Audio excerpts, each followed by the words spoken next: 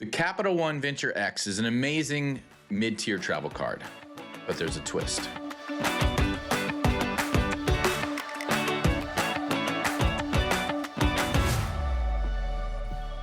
The sign-up bonus is 75,000 bonus miles after you have spent $4,000 in 3 months. This is a great intro bonus for the standard 4,000 over 3 months. The annual fee is $395. It puts it right into the middle. That's why I consider this a mid-tier travel card, because you're not paying an arm and a leg like with the Amex Platinum, but it's also not as inexpensive as the Chase Sapphire Preferred at $95. $395 is nothing to scoff at, though. I mean, that's a good chunk of change these days. It's easy to offset that, and we'll go over how you can do that when we cover the standard benefits.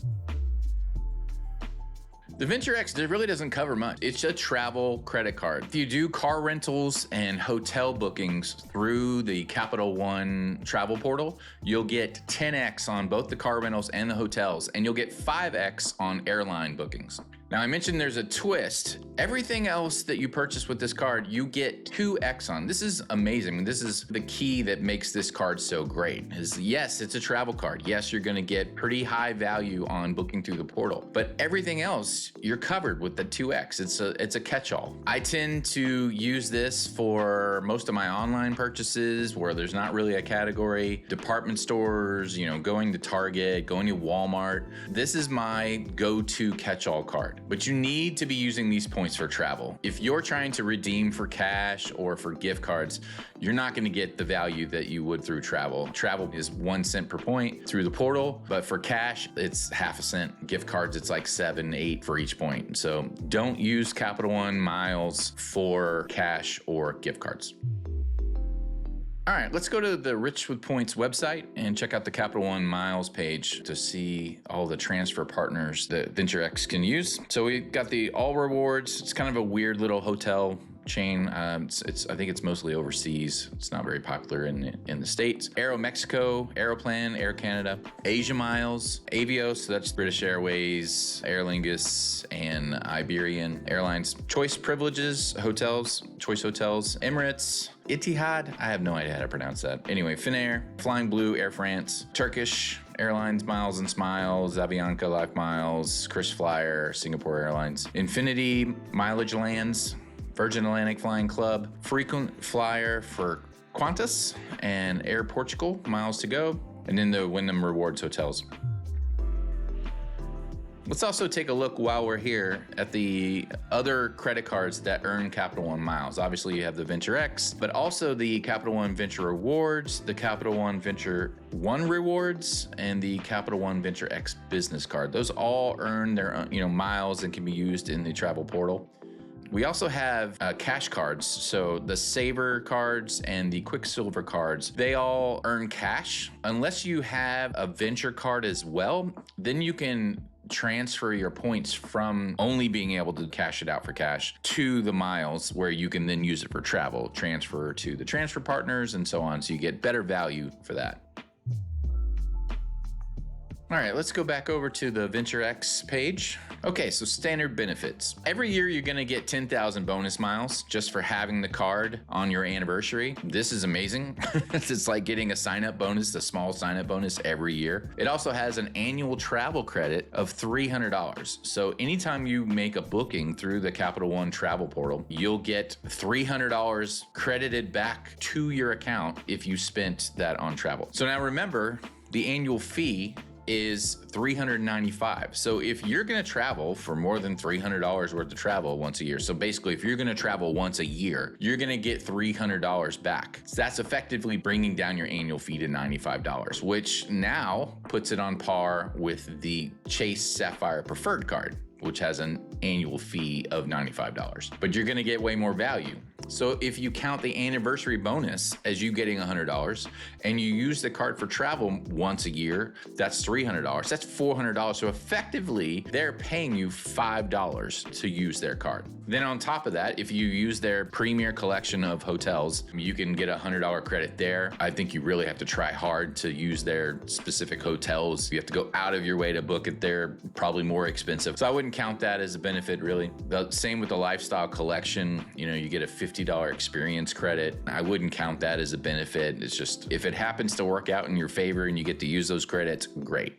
However, if you live in Dallas-Fort Worth, Denver, or Washington area, then the lounges are fantastic at the airports. I live in Dallas-Fort Worth, and I've used the Capital One lounge, and it's a great lounge. We went early in the morning. We were basically the only people there. They have grab-and-go food. They have hot food, drinks, and it's a really, really nice lounge. I would assume that the other ones, since they're all pretty brand new, are the same. Very nice. They're not huge. You know, if you've flown first class in like American, they've got these gigantic Admirals Club lounges that span like all the way across a whole terminal, but it is still very nice. The other really great benefit from the Capital One Venture X is you get unlimited free authorized users. So you can have as many people on your entire family, even in your extended family, if you trust them enough to have your card, you can get them a Venture X as well on your account, and they can use those cards to get into the lounges as well. It's pretty crazy. A very underrated feature of the Venture X is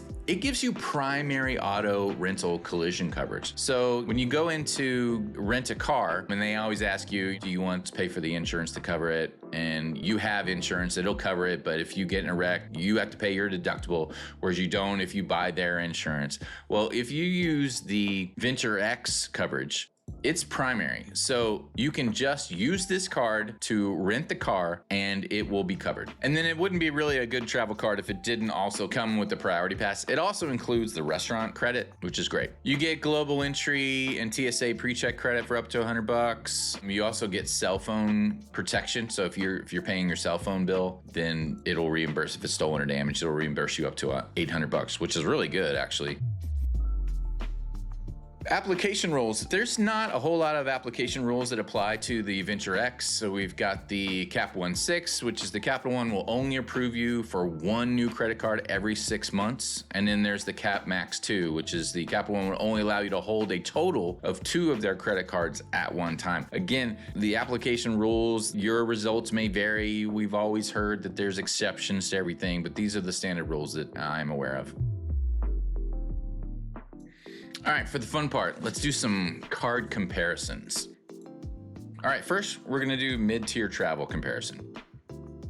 We covered this a little bit in the Amex Gold video, but we'll focus a little bit more on the Venture X today. Out of the 3 here that I'm comparing, the US Altitude Reserve and the Amex Gold, the Venture X has the best sign-up bonus of 75,000 points. You do have only 3 months to spend 4,000, whereas the other ones, you have 90 days for 4,500 with the Altitude Reserve, and you have 6 months for $6,000 on the Gold. But still, you're getting the best point value out of this sign-up bonus. So it's a great card to get just for the intro bonus.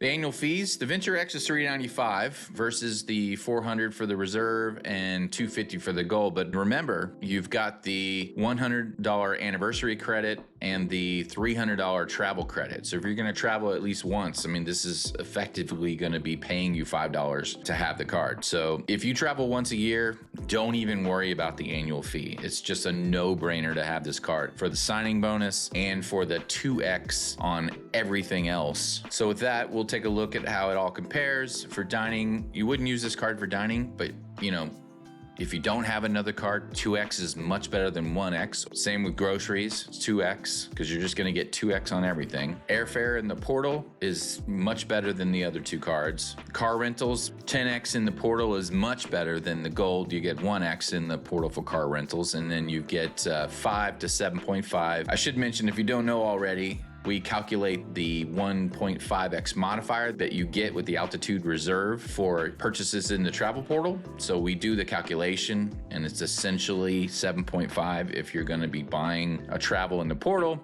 But really it's 5x. But from here, we'll go with the 1.5x modifier. Hotels, again, Venture X is killing it, 10x versus 7.5 and 1. Airfare, it's 2x, which is better than the Gold outside the portal. The Reserve is really great. And the reason that we even put this on here, and there's no category of airfare for the Venture X that's not in a portal, but in order to give you a line-by-line comparison, if one of them has a modifier, so the Reserve has a 3x/4.5 4.5x modifier for airfare, then we want to give you a line-by-line comparison. So 2x for airfare, 2x for car rentals directly with the car rental company. Same with cruises, 2x. Department stores, whereas this has this special digital wallet thing where you can get 4.5 for using your digital wallet at a store. This is just going to be the catch-all, which is 2. Same with digital wallets, 2. Drugstores, 2x. Gas stations, 2x. Home improvement, 2x, and so on.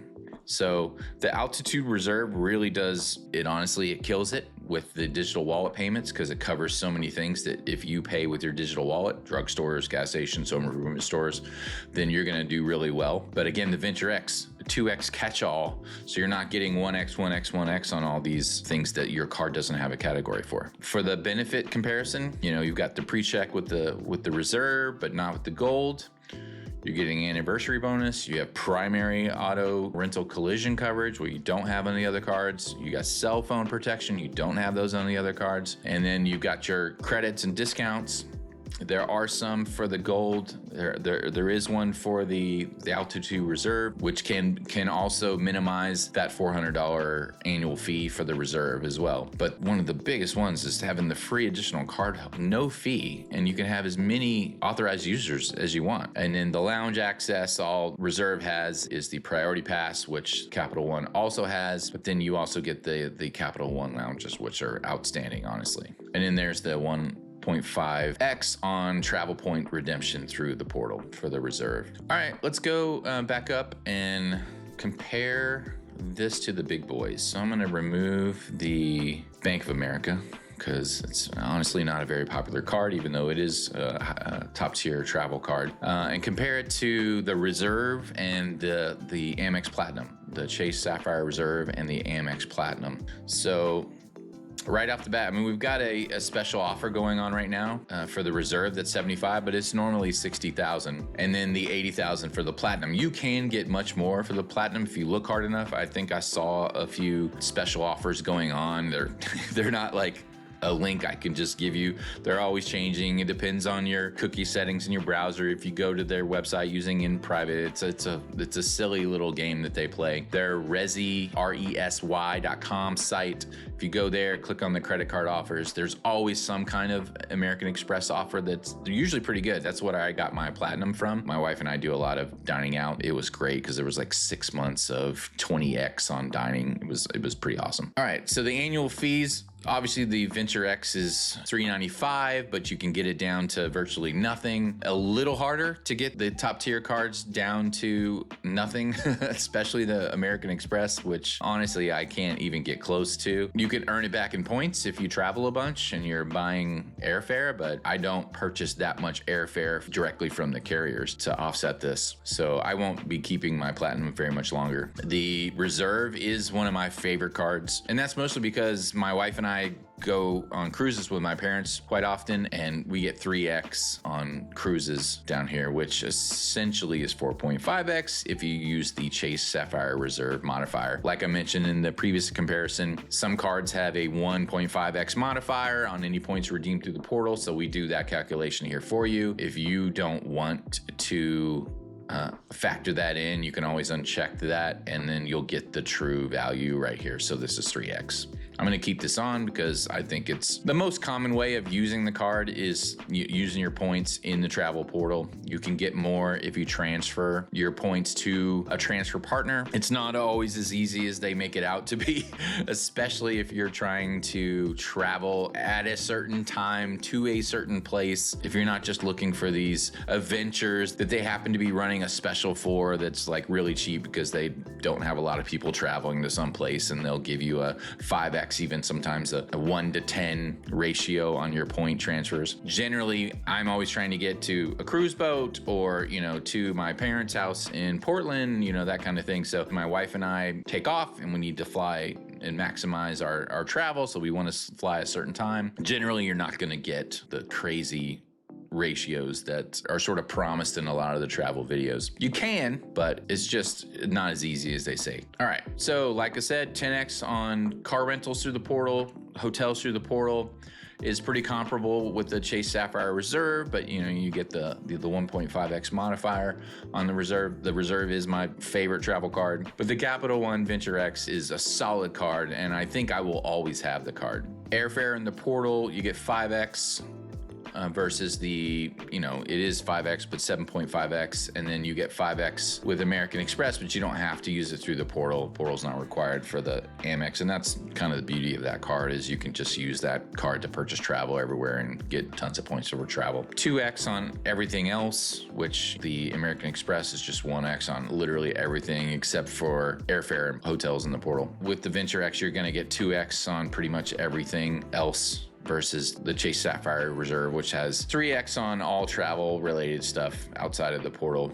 And then you get the 1.5x modifier, which makes it 4.5. All right, let's compare the standard benefits. So everyone gets some kind of global entry pre-check, clear, Nexus credit. We generally just use TSA pre-check. You're getting a free sign-up bonus every year. You have primary coverage on Venture X. You get that same coverage with the Reserve. You get secondary with Platinum. So, you have to either get the coverage from the car rental place or use your own as the primary, and then they'll cover anything that doesn't cover. Cell phone protection, the Venture X is the only one that has that. The annual travel credit, you also get a $300 travel credit from Reserve, so it's kind of a wash there. You get a $200 credit for any kind of airline fees, so if you're checking your bags and so on. It's not as great as the Venture X or the Reserve in that respect, since A, it's $100 less, and also you can't just use it because you purchased a plane ticket. You have to use it, you purchased Wi-Fi, you purchased stuff, food on the plane, you had a bag credit or whatever, or you upgrade your seat from the economy to the premium economy, for example. They all have their own hotel, $100 here for hotel credits. The Platinum has a $200 credit, but again, it's the hotel, a very small amount of hotels that they're kind of trying to funnel you into that you're probably realistically never going to use and get the $100 credit. So again, I wouldn't count that. We've got the lounge access. So they all have their own sort of special lounges, Capital One lounges. You've got the Sapphire lounges. They're in different locations. There's more Sapphire lounges than there are Capital One lounges, but there's only like 5 or 6 right now. They are making more, just like they are making more Capital One lounges. And then you've got your American Express Centurion lounges that are great, but only for one person. So you have to be a card holder and you have to pay for the person, your guest you're bringing in. Whereas with the Capital One Lounge, you could just give the credit card to your wife, to your kids, so they are authorized users, and then they get in for free too. All right, let's do one more comparison. And this one is not comparing the cards to each other, but compare how they cover the spending categories. So we're gonna take the Capital One Saver one along with the Venture X and see where the gaps are. So the Capital One Venture X, again, it's $395 for an annual fee. There's no fee for the Capital One Saver one. And if you travel once a year, then you're essentially not going to be paying any annual fees for this duo from Capital One. You get 10x on portals for hotels and car rentals. For dining, you'll use the Saver One, and then any points you accrue in the Saver One, you can transfer over to the Venture X. So dining, groceries, you get 3x. Streaming services, you're getting 3x.